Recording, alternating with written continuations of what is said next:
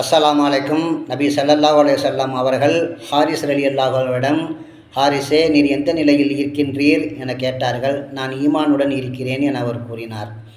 உண்மையான மூமினா என கேட்டார்கள். ஆம், நாம் உண்மையான மூமின் தான் என கூறினார்.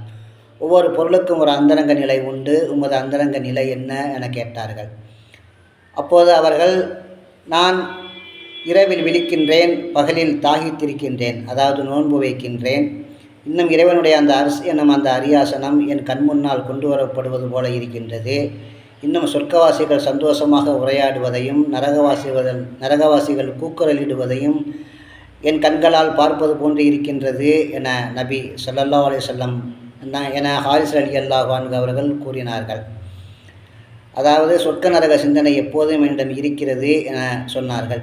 அதை கேட்ட நபி ஸல்லல்லாஹு அலைஹி வஸல்லம் அவர்கள், ஹாரிஸ் ஈமானின் பிரகாசத்தால் உள்ளம் ஒளிமயமாக்கப்பட்டவர் என நபி ஸல்லல்லாஹு அலைஹி வஸல்லம் அவர்கள் கூறினார்கள்.